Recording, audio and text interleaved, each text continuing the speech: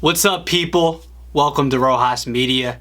We're talking some baseball today. We are talking about the race of the National League East. Just over a month left. We got about a month and a week and a half-ish, around that.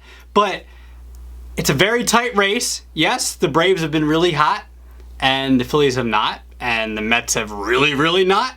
But baseball is a season. It's a game of ebbs and flows by the day, by the week, by the month, by the season. So it seems like, look, man, I'm a Phillies fan. 2 weeks ago, a week and a half, 2 weeks ago, we beat the Mets. We're in first place. We're like, oh my God, look at the Phillies. They're a playoff team. What could they do? And then a week later, you get swept by the Diamondbacks. You lose 2 or 3 to the Dodgers, understandable. Lose 2 or 3 to the Reds. Get swept by the Diamondbacks, and it's the complete opposite. It's the end of the world. It's the end of the world for me, for all us Phillies fans. And the Phillies are the worst team in baseball. But let's be realistic, though. Let's try our best. I'm going to try my best to be unbiased. We all have our biases, whatever. But I'm going to try my best to look at this and say, this is the team that's going to come out on top by the end of September, beginning of October. So, with that being said, and it pains me to say this as a Phillies fan, it's the Atlanta Braves, man. The Atlanta Braves have been able to overcome, yes, it's just one player, but Ronald Acuna Jr. was looking like the MVP before he got hurt. It's really unfortunate for not just the Braves, but for all baseball fans, even, fans of teams in the NL East. Man, we don't want to see that. Ronald Acuna Jr. is a part of that class with Tatis and Vlad Guerrero Jr. and Juan Soto. We want to see these guys, these young players, carry the sport going forward. It's a shame that he got hurt. But the Braves were able to overcome without Acuna. And it didn't happen right away. Like I said, baseball is a game of ebbs and flows. It's a long season. They were to overcome Acuna getting hurt right before the All-Star break, or I think it was right after, I believe. It might have been right after. Overcome that, and here they are. We're sitting here August 21st, almost 1 p.m., and they are 4 games in front of the Phillies for first place. 4 games in front. And just a week and a half ago, the Phillies were in first place. But here we are. The Braves are 4 games in front. It's a weak division. Maybe it was the NL West, or if it was the AL East. The Phillies, the Mets, the Braves might not even be in it. Might be in it for the wild card. Maybe they're still technically in it, but they're not really in it. You know what I mean? But any team could be in it until the end. Just ask the 2007 Rockies, who got to the World Series and got on that hot-ass winning streak in September to get there. But man, the Braves were able to overcome Acuna. And look, okay, we talk about Acuna, but we forget that Freddie Freeman won the MVP last year. Yes, it was a shortened season, but we know Freeman has been one of the best players in baseball, one of the best first basemen in baseball for years now. We're not surprised that Freeman was able to do that. And he was, one of the biggest reasons last year why the Braves almost got to the World Series. But this offense still has killers. Freeman, Ozzie Albies, Austin Riley, I don't want to say big surprise, but he's finally, broken out to be that player that, that top tier prospect that he came into baseball being for the Atlanta Braves. He's had a breakout season. He's one of their MVPs for that team. Dansby Swanson has been really good. Not to mention, they just got Travis d'Arnaud back, signs that big extension. He's feeling good. And now they're getting Eddie Rosario back after they traded for him. That's a bat right there. Jorge Soler has been solid for them so far since trading for him. That's another bat. That's another big power bat. Just hit a home run last night against the Orioles. But the big thing for me, man, that rotation too. Max Fried has been really good after that terrible start. Or not terrible, but he had a pretty mediocre start to the season. He wasn't good for a while, but he's been great his last 7 to 10 starts. And last night, throws a Maddox, throws, 90 pitches? Complete game shutout. Charlie Morton's been really good. They just got Huascar Ynoa back. He's looking good since I think he had a great start in his return off the injured list. Drew Smyly's been okay. He's been serviceable. And now they're getting Ian Anderson back. And Ian Anderson is not shy of the moment. He was great last year. He was great last year in the playoffs. He was good until he got hurt this year. And now he's looked great in his rehab starts. The Braves just got it all coming together here. I know they don't have Acuna, but the one thing they have is that experience. They've won the division the last 3 seasons. They've done it. They've been there. Like I said, they almost got to the World Series last year. We're up 3-1 on the Dodgers, but they've won this division 3 straight years in a row. And some teams just know how to win. They've been there. They've done it. The Phillies haven't done it lately. Since 2011. The Mets haven't done it in a while.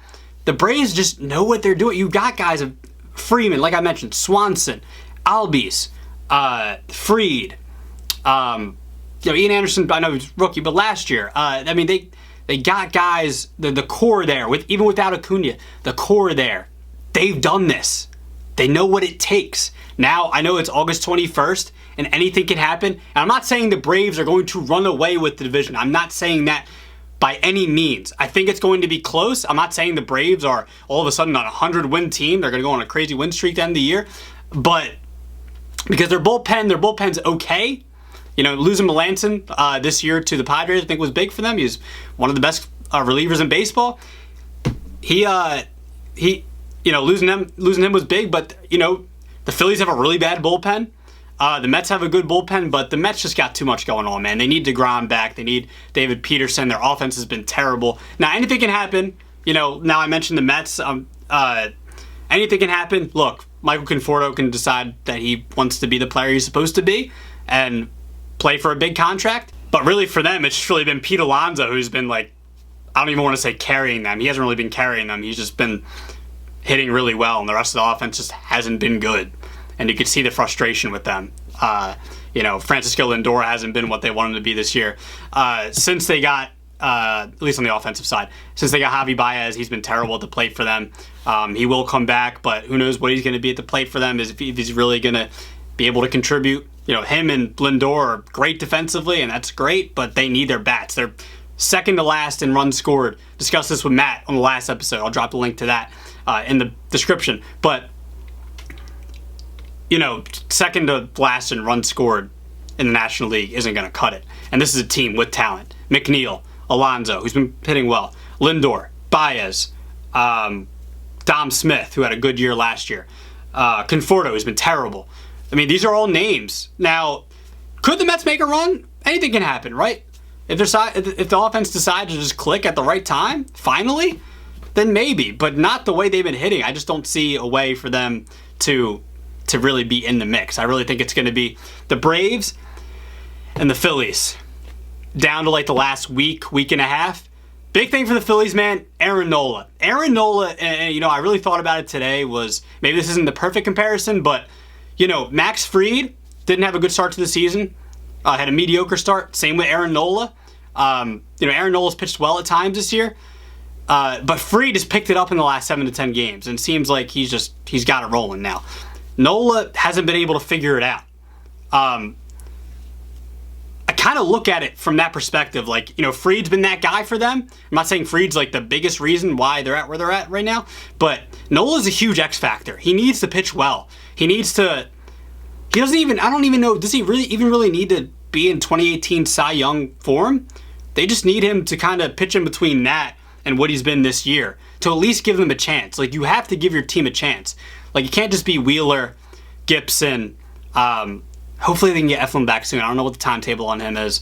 They also need Rhys Hoskins back in that offense because the offense needs him. But Nola, big X factor, man. They need him to pitch well. Besides that, I don't know what's going to happen with the bullpen games they've been doing with Ranger Suarez and the rest of the bullpen.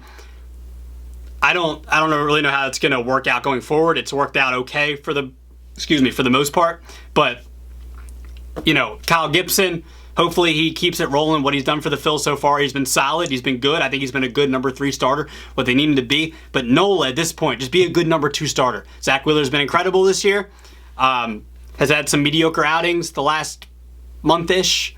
But he's still been great. He's still been amazing.